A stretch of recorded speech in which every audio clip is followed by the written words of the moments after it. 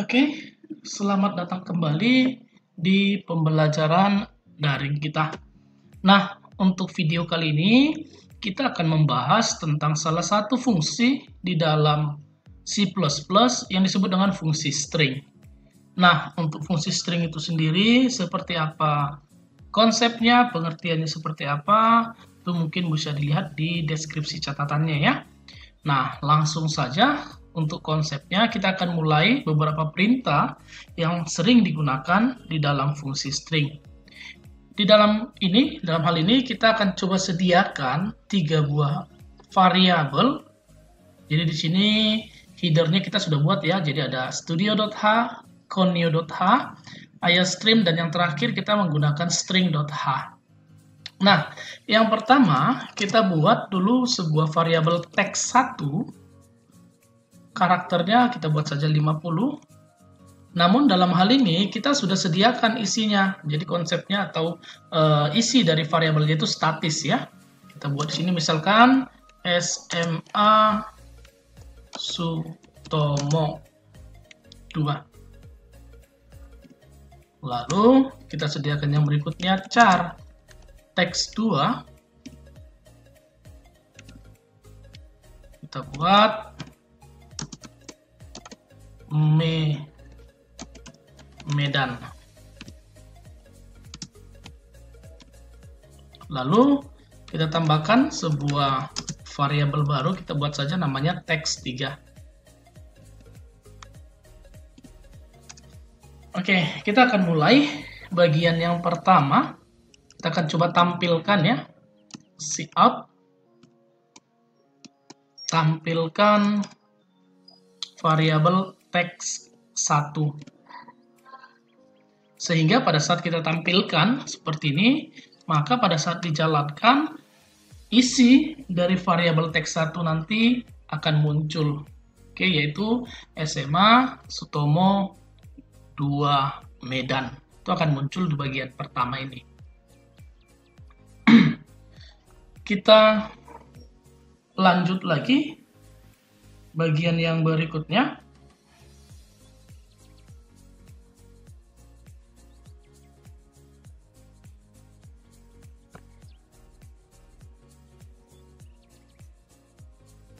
Oke.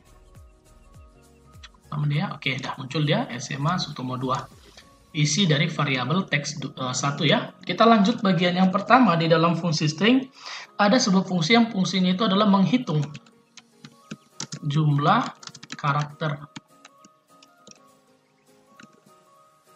Nah, untuk menghitung jumlah karakter kita bisa menggunakan fungsinya atau perintahnya adalah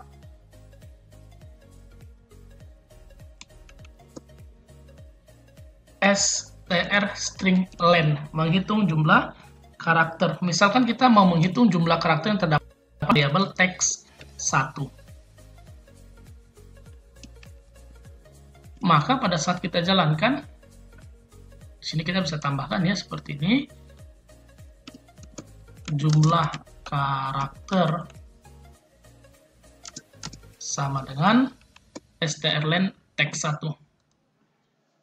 Sehingga pada saat ditampilkan nanti akan muncul jumlah karakter dari SMA Sutomo 2. Oke, nah yang perlu diingat pada saat menghitung itu satu spasi mewakili satu karakter.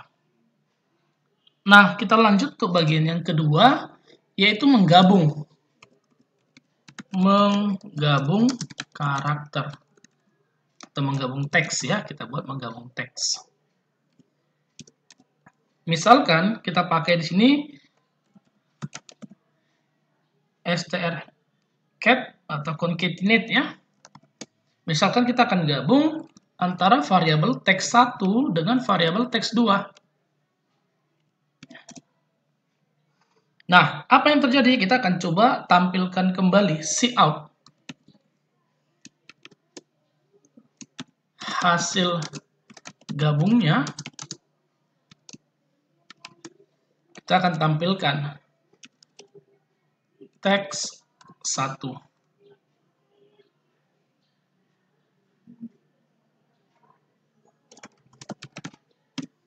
Nah, pada saat dijalankan, maka hasil gabungnya menjadi SMA Sutomo 2 Medan, di mana tadi yang kita gabung adalah variabel teks 1 yang menampung kata SMA Sutomo 2 dan variabel teks 2 yang menampung kata Medan, sehingga pada saat dilakukan concatenate atau strcat akan menjadi SMA Sutomo 2 Medan. Nah, itu dianya untuk bagian string yang kedua. Yang berikutnya ada juga sebuah fungsi string yang fungsinya itu adalah menduplikat.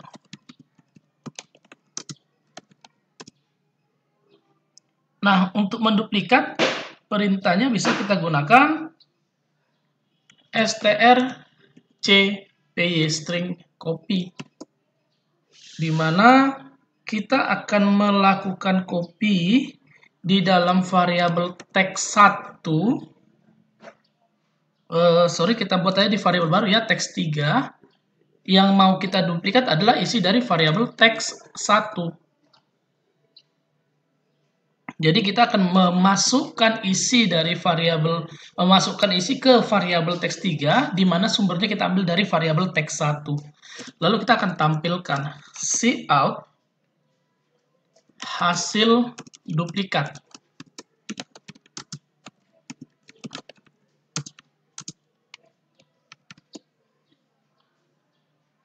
Teks 3.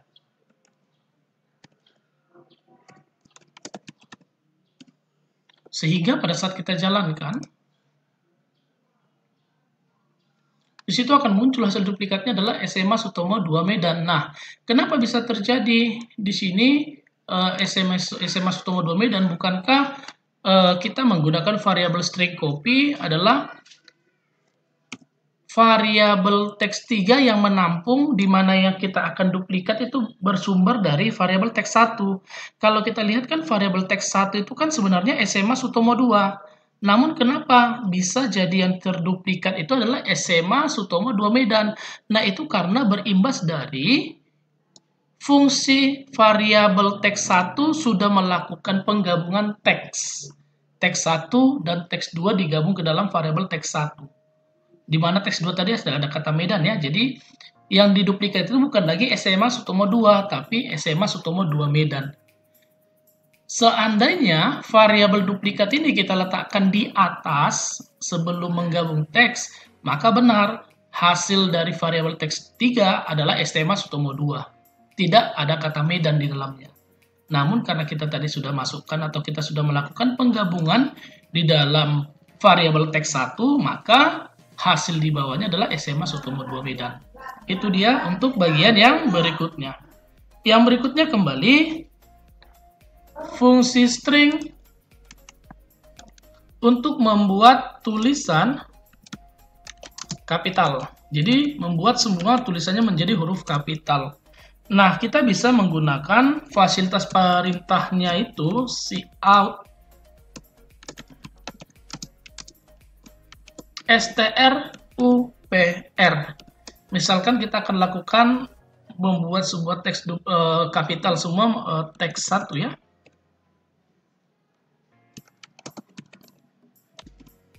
Sehingga pada saat dijalankan, semua teks akan menjadi huruf kapital. Oke, nah kenapa dia nanti bisa menjadi semua berhuruf kapital? Karena kita sudah menyisipkan perintah di dalamnya itu adalah string uppercase, maaf. Nah, string uppercase berarti semua tulisan menjadi huruf kapital. Nah, kebalikannya yang terakhir, membuat tulisan menjadi non kapital atau tulisannya semua huruf kecil, bisa kita gunakan kalau membuat tulisan kapital berarti menggunakan string uppercase, maka untuk membuat menjadi non kapital semua teks menjadi non kapital adalah string lower case.